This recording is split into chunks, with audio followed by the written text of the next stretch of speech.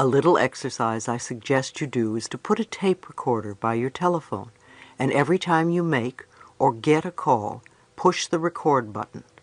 When the tape is full on both sides, listen to what you've been saying and how you say it.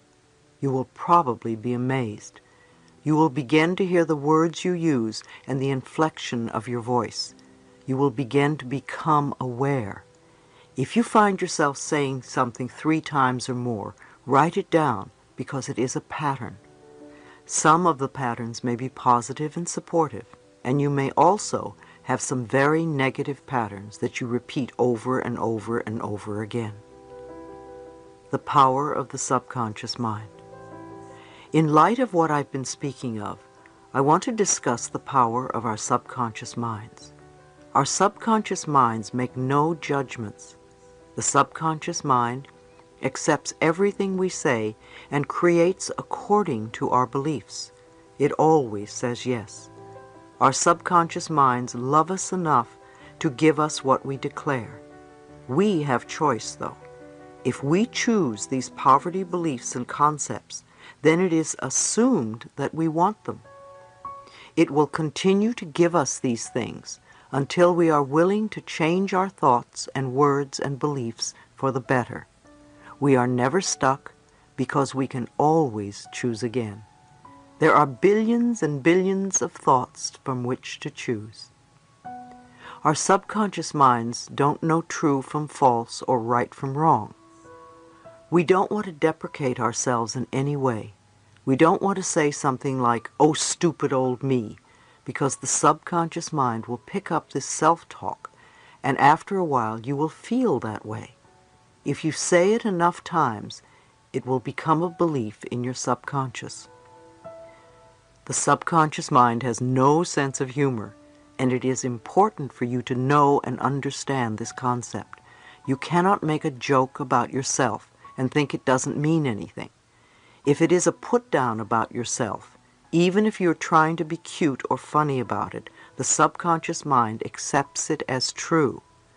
I don't let people tell put-down jokes in my workshops. They can be raunchy but not put-downs of a nationality or sex or whatever.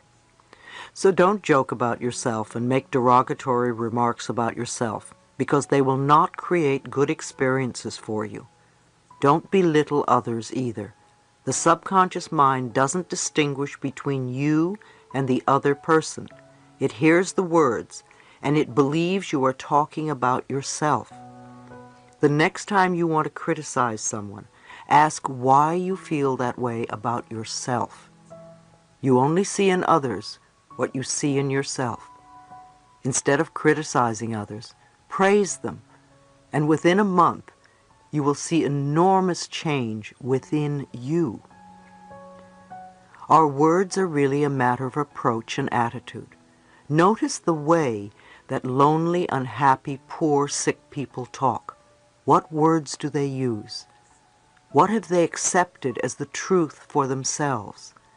How do they describe themselves? How do they describe their work, their lives, their relationships? What do they look forward to?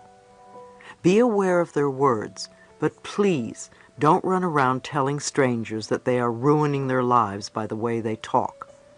Don't do it to your family and friends either, because the information will not be appreciated. Instead, use this information to begin to make the connection for yourself and practice it if you want your life to change. Because even on the smallest level, if you change the way you talk, your experiences are going to change.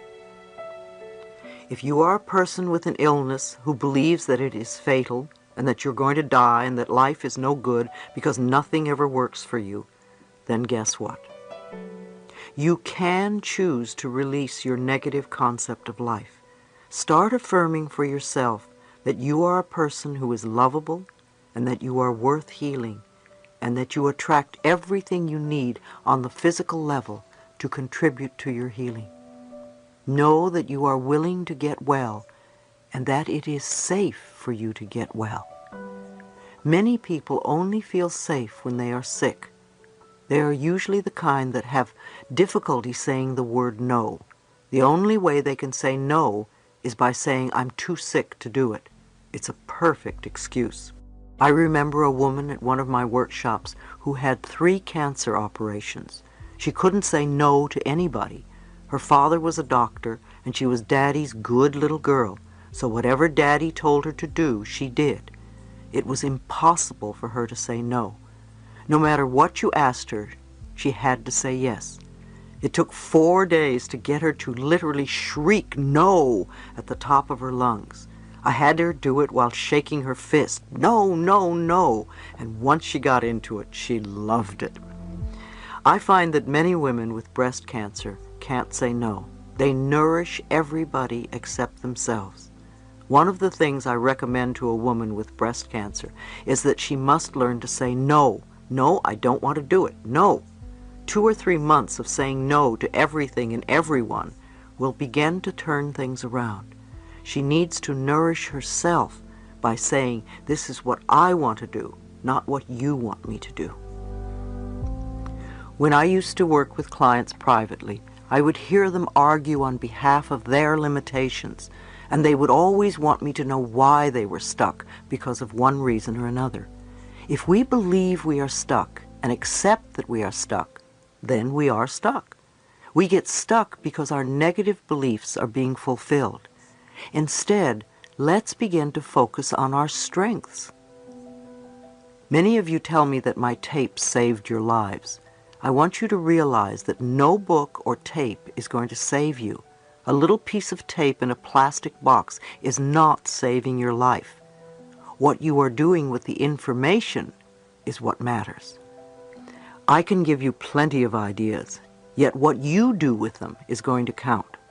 I suggest that you listen to a particular tape over and over again for a month or more so that the ideas become a new habit pattern. I'm not your healer or savior. The only person who's going to make a change in your life is you. Now, what are the messages you want to hear? I know I say this over and over again. Loving yourself is the most important thing you can do, because when you love yourself, you're not going to hurt yourself or anyone else. It's my prescription for world peace. If I don't hurt me and I don't hurt you, how can we have war?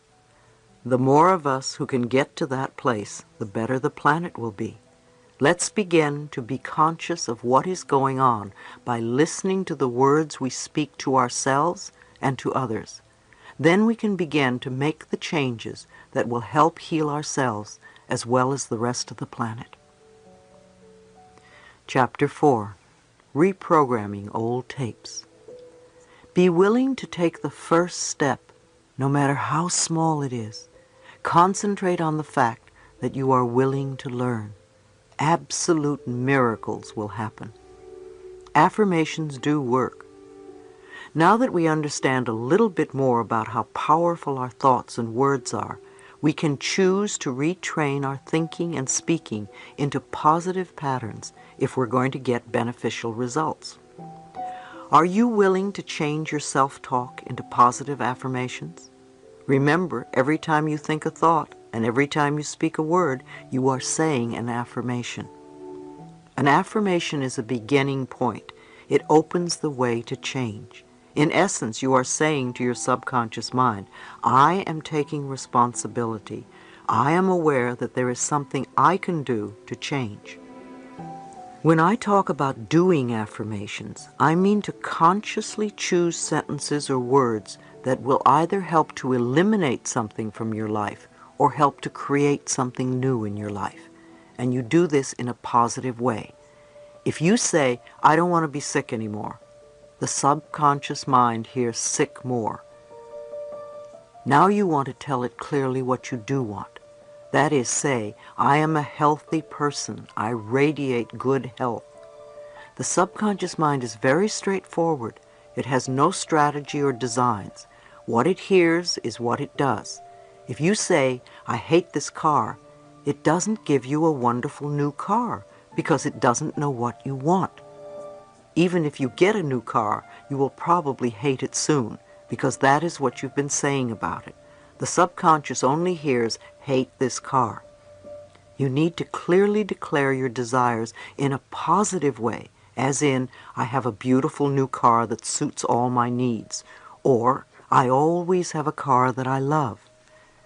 If there is something in your life that you really dislike, I have found one of the quickest ways to release it is to bless it with love. I bless you with love, and I release you and let you go. This works for people, situations, objects, and living quarters. You could even try it on a habit you would like to be free of and see what happens. I knew one man who said, I bless you with love and release you from my life, to every cigarette he smoked. After a few days, his desire for smoking was considerably less, and in a few weeks the habit was gone. You deserve good. Think for a moment. What is it you really want right now? What is it you want today in your life? Think about it, and then say, I accept for myself whatever it is that you want. This is where I find that most of us get stuck. The bottom line is the belief that we don't deserve to have what we want. Our personal power lies in the way we perceive our deservability. Our not deserving comes from childhood messages. Again, we don't have to feel that we cannot change because of these messages. Often people will come to me and say, Louise, affirmations don't work. It really has nothing to do with affirmations. It is the fact that we don't believe we deserve the good. The way to find out if you believe that you deserve something is to say an affirmation and notice the thoughts that come up as you say it. Then write them down, because when you see these thoughts on paper, they will be very clear to you. The only thing that keeps you from deserving or loving yourself or whatever is someone else's belief or opinion that you have accepted as truth. When we don't believe that we deserve good, we will knock the pinnings out from under ourselves, which we can do in a variety of ways. We can create chaos, we can lose things, we can hurt ourselves, or have physical problems like falling, or have accidents. We want to start believing that we deserve all the good that life has to offer. In order to reprogram the false or negative belief, what would be the first thought that you would need to begin to create this new whatever in your life? What would be the building block or the foundation that you would need to stand on? What would be the sort of thing that you would need to know for yourself, to believe, to accept? Some good thoughts to start with could be, I am worthwhile. I am deserving. I love myself. I allow myself to be fulfilled, etc. These concepts form the very basis of beliefs on which you can build. Do your affirmations on top of these building blocks to create what you want.